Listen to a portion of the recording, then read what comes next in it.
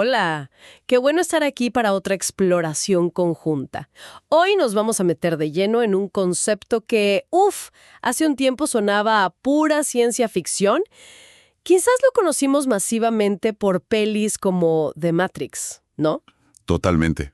Pero hoy, como que esa idea conecta de formas súper sorprendentes con cosas muy actuales. Ujú. Hablamos de física cuántica, de expansión de la conciencia, espiritualidad, hasta prácticas ancestrales y modernas de bienestar. El tema es la desprogramación. Un temazo, la verdad. Parece que estamos justo en un momento donde esas ideas que veíamos en el cine, ¿no? Realidades múltiples, el poder de la mente, la conexión con la naturaleza. Sí, o en textos antiguos también. Exacto. Como que ahora se sienten más cercanas, más relevantes para nuestra vida. Ajá. Así que nuestra misión hoy es justamente esa, indagar a fondo qué puede significar esto de desprogramarse. Y para eso, bueno, vamos a usar fuentes bien variadas, ¿eh? Desde filosofía pura con Nick Bostrom, David Chalmers, Filósofos que le dan duro a la cabeza con esto. sí, pasando por la neurociencia con Anil Seth, Bruce Lipton, Joe Dispenza, que tienen unas ideas. Uf, sí, muy potentes. Y también perspectivas más psicológicas, más espirituales, de materiales como el documental El despertar de la conciencia o un artículo que se llama Desprogramarse del sistema. Una mezcla interesante. La idea es que esta charla sea clara, que sea útil, no importa si nos escucha alguien de 15, de 40 o de 80 años. Queremos que llegue. Que sea accesible, claro. Muy bien, pues. Empecemos a desarmar esto. ¿Qué tal si arrancamos con esa idea que, de verdad, puede sacudir las bases de lo que creemos que es la realidad? La de Bostrom. Esa misma, la hipótesis de la simulación. Dale, entremos por ahí. A ver, el argumento de Bostrom es lógico, pero el resultado es como, ¡wow! Él dice que si asumimos ciertas cosas razonables sobre el futuro de la tecnología, Ujú. al menos una de estas tres cosas tiene que ser verdad. Primera, la humanidad pues tiene muchísimas chances de extinguirse antes de llegar a ser posthumana. O sea, antes de tener una tecnología súper avanzada. Exacto. Segunda, si sí llegamos a esa etapa, sería muy raro que esas civilizaciones futuras quisieran o pudieran correr simulaciones de nosotros, de sus ancestros. Que no les interese o no puedan, digamos. Eso. O la tercera opción, que es la que nos deja pensando, La fuerte. que es casi seguro que nosotros, ahora mismo, ya estamos viviendo en una simulación por computadora, creada por alguien más avanzado. Suena a locura total, ¿verdad? Pero tiene su lógica interna el argumento. Totalmente. Y él lo basa en dos ideas clave. Por un lado, la independencia del sustrato. ¿Qué significa eso, básicamente? Que la conciencia, la mente, no necesita sí o sí un cerebro de carne y hueso. Podría, en teoría, funcionar en otro hardware. Como un programa que corre en distintas computadoras. Exacto. Y por otro lado, asume que las civilizaciones futuras tendrían un poder de cómputo, inimaginable. Para crear miles, millones de estas simulaciones. Millones. Con nosotros adentro, súper detalladas. Y si crean tantas, bueno, por estadística, es más probable que seamos uno de los simulados que uno de los originales. Es un argumento probabilístico fuerte, ¿sí? Y bueno, esta idea filosófica, que parece tan abstracta, nos sirve como un primer cable a tierra para entender esto de la desprogramación. ¿Cómo así? Porque si existe esa posibilidad, aunque sea teórica, de que esta realidad no sea la base, sino una construcción, una simulación, bueno, desprogramarse podría empezar por ahí, por cuestionar la naturaleza misma de lo que percibimos. Ah, claro. Como dudar de la pantalla misma. Exacto. Pero ojo, Bostrom mismo dice, no se vuelvan locos. Nuestra mejor guía sigue siendo estudiar el universo que vemos, con ciencia, con lógica. Sea real o simulado. O sea, no es para tirar todo y ya. Para nada. Y David Chalmers, otro filósofo que mencionaste, en su libro Reality Plus, explora justamente esto. Cómo los mundos virtuales nos hacen repensar qué es real.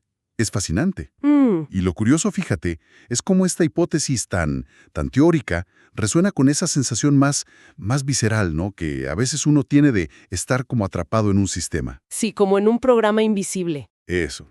Un programa que te dice cómo tienes que ser, qué tienes que hacer. El artículo ese de desprogramarse del sistema habla justo de eso. Es como que la filosofía y la sensación cotidiana se tocan. Qué buena conexión. Y esa sensación de que la realidad quizás no es tan sólida, tan directa como creemos, también la explora la neurociencia, pero desde otro lado. Anil Seth. Anil Seth, exacto. En su libro Ser tú, tiene una perspectiva que me voló la cabeza. Dice que nuestra experiencia consciente del mundo y de nosotros mismos no es una ventana que refleja lo de afuera. Sino que es Es una construcción, activa. una interpretación constante del cerebro. Llega a decir que es como una alucinación controlada. ¡Wow! Una alucinación. Controlada, sí. O sea, basada en la realidad, pero construida por nosotros. Dice que el cerebro es una máquina de predicciones. Ajá. No espera a que lleguen los datos de los sentidos, sino que predice qué va a pasar, qué causa esas señales, basándose en lo que ya sabe. Como que se adelanta. Se adelanta. Y usa los sentidos para chequear si acertó y corregir si no. El mundo que vemos lo inventa en gran parte nuestro cerebro. Increíble. Incluso el yo, esa sensación de ser uno mismo, Seth dice que viene de ser un cuerpo vivo. Nos llama máquinas bestia, anclados a la biología. Su charla TED sobre esto es buenísima. Sí, es muy clara. Y estas ideas de Seth, fíjate, conectan súper bien con lo de Bostrom y con otras cosas que vamos a ver. A ver. Por un lado, si la conciencia es una construcción, una mejor predicción del cerebro, y si aceptamos la idea de Bostrom de la independencia del sustrato. Que la conciencia podría correr en otro hardware. Exacto, entonces, la idea de mentes simuladas, de conciencias en una computadora, ya no suena tan imposible conceptualmente. ¿Se entiende? Si nuestra propia conciencia ya es un proceso complejo de información y predicción. Claro, podría surgir de otros procesos informacionales complejos también. Tiene lógica. Y por otro lado, conecta con lo que mencionan algunas fuentes sobre física cuántica. El famoso efecto observador. Ese mismo, que el acto de observar parece influir en cómo se manifiesta la realidad a nivel cuántico. Es un tema súper debatido, no hay que simplificarlo. No, claro. Pero la idea de fondo, que la realidad no está fija hasta que interactuamos con ella. Tiene un aire de familia con lo de Seth. Como si el cerebro, al observar, ayudara a renderizar la realidad. Algo así, como si pasara de potencialidad a experiencia concreta. Es una construcción activa, no una recepción pasiva. Calza perfecto. Es un cambio de chip total, ¿eh? Dejar de vernos como simples espectadores a vernos como co-creadores de nuestra experiencia. Exacto. Y eso nos lleva derechito a explorar ese programa más interno del que hablan las fuentes psicológicas y espirituales. El ego, los condicionamientos. Justo. El documental El despertar de la conciencia, por ejemplo, dice que sufrimos mucho porque vivimos identificados con una construcción mental. El ego, atrapados en condicionamientos sociales, familiares, en hábitos automáticos, le llaman mecanicidad, como vivir en piloto automático. Sin estar realmente presentes. Sin elegir conscientemente. Y acá es donde lo de Bruce Lipton pega fuerte. Sí, Lipton es contundente. Él como biólogo dice que el 95% de nuestra vida Una barbaridad. no la maneja nuestra mente consciente, nuestros deseos de ahora, sino la programación del subconsciente. Y que se graba sobre todo. En los primeros 7 años. Dice que el cerebro de un niño funciona en ondas teta, como en hipnosis. Súper receptivo. Como una esponja. Absorbe todo. Creencias, actitudes, miedos de los padres, de la sociedad. Y eso se graba como el programa base. El fundamento de cómo vemos el mundo y a nosotros mismos. Tremendo. Y tanto Lipton como el documental apuntan a que esa identificación con el yo construido, con el ego, es la raíz de mucho sufrimiento. ¿Por qué? Porque ese yo está hecho de etiquetas. Soy inteligente, soy tímida, soy argentino, soy abogada, soy buena persona, soy de tal partido. Nos pegamos a esas etiquetas como si fueran quienes somos de verdad. Y el problema es cuando la vida... Exacto, cuando la vida desafía esas etiquetas. El ejemplo que dabas, si me creo muy competente y mi jefe me critica feo, duele el doble. mucho más, porque no es solo la crítica, es un ataque a mi identidad, a esa etiqueta que me define. Y eso cala hondo. Tiene mucho sentido. Y ojo, que esto ya no es solo cosa espiritual o alternativa. La psicología hoy reconoce que la rigidez del ego, identificarse demasiado con roles o autoimágenes, causa mucha ansiedad, mucha depresión. O sea, aprender a ver esas etiquetas como ropa que nos ponemos, no como nuestra piel. Exacto. Flexibilizarlas, entender que son construcciones, no nuestra esencia fija. Eso ayuda a sufrir menos. El documental lo llama el pequeño dictador interno. Qué buena imagen. Siempre comparando, juzgando, queriendo más, sintiéndose insatisfecho, con miedo.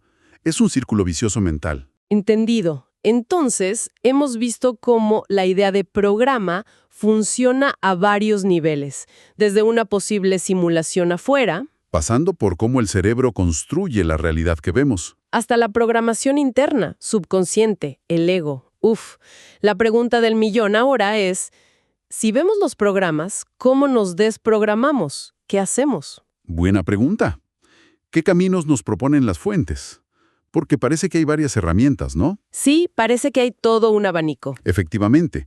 Y acá es interesante ver cómo distintas tradiciones y disciplinas como que coinciden en algunos puntos clave. Podríamos agrupar las estrategias. A ver, ¿cuáles serían? Un primer pilar, fundamental, parece ser cultivar la conciencia y la atención plena. El famoso mindfulness. ¿Qué implica eso exactamente? O sea, ¿sentarse a meditar nomás? Es más que eso.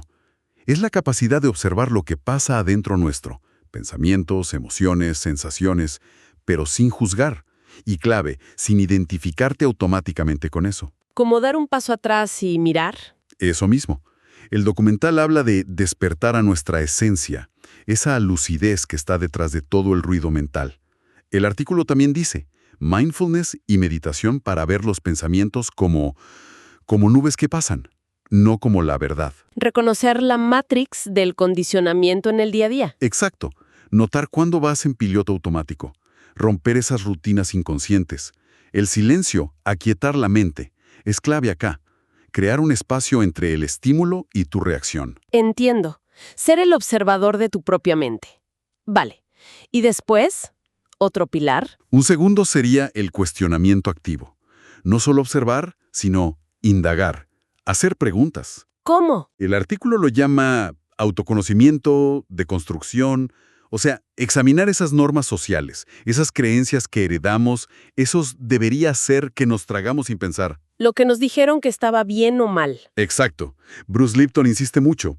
Identifica tus creencias limitantes. Esas verdades que te cuentas. No soy bueno para esto, el dinero cuesta mucho, no me lo merezco. Cuestiónalas. Y el documental habla de desidentificarse del ego, de las etiquetas. Sí, romper esa historia que nos contamos sobre nosotros mismos y mirar de frente la sombra, esas partes que no nos gustan, que escondemos. Es parte del proceso. Vale. Observar, cuestionar. ¿Y el tercer paso? ¿Algo más de acción? Sí. El tercer pilar podríamos llamarlo reprogramación intencional, poner manos a la obra. Ajá. ¿Y cómo se hace eso? Aquí entran las técnicas más proactivas de Lipton y Dispensa, y también cosas de las otras fuentes. Lipton dice, la mente subconsciente, la de los hábitos, aprende distinto que la consciente, la creativa. ¿Y entonces? Sugiere, por ejemplo, la repetición, practicar conscientemente nuevos pensamientos, emociones, acciones, hasta que se vuelvan automáticos, como instalar un software nuevo. A fuerza de hacerlo. Claro.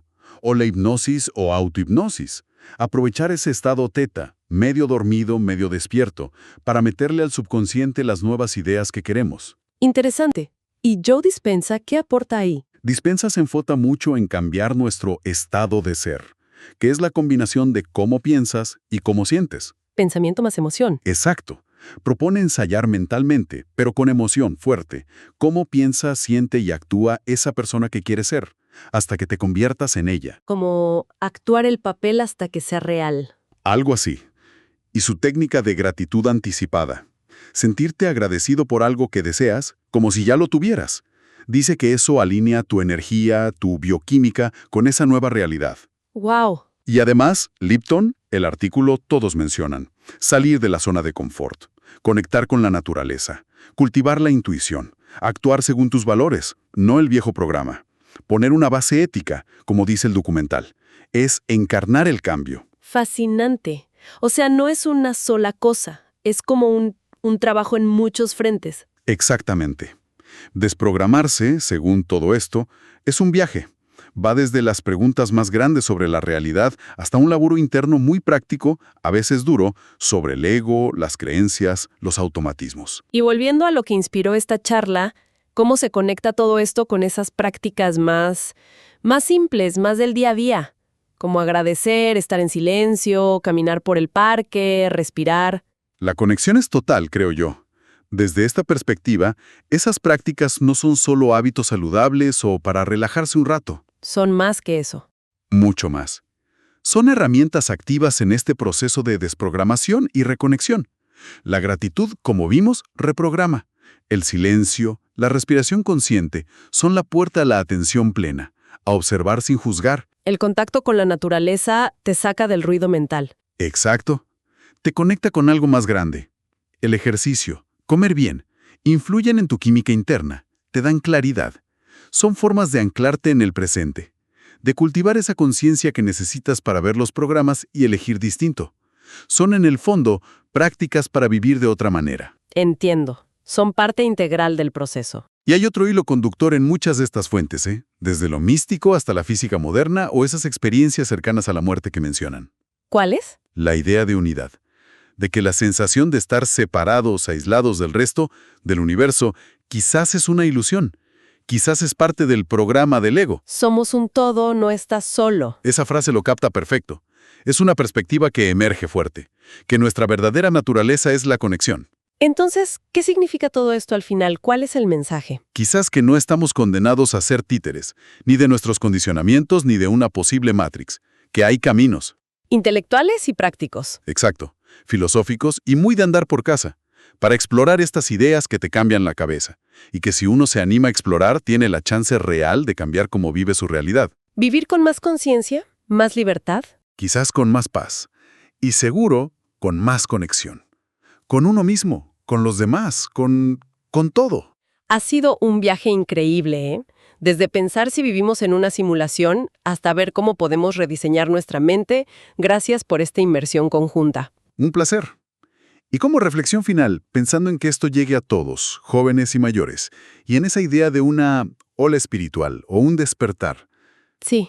si esta desprogramación individual lleva más conciencia, más autenticidad, más compasión, y si cada vez más gente empieza este viaje hacia adentro, ¿qué tipo de realidad colectiva podríamos empezar a crear juntos? ¿Qué pregunta? Quizás la forma más potente de salvar al mundo, de enfrentar los desafíos que tenemos, no está solo en las acciones de afuera, sino en transformar cómo percibimos, cómo estamos, desde adentro hacia afuera. Tal vez ese despertar individual sea la semilla más poderosa para un cambio real en el planeta. Una idea profunda y llena de esperanza para quedarnos pensando. Gracias por acompañarnos hoy. Hasta la próxima.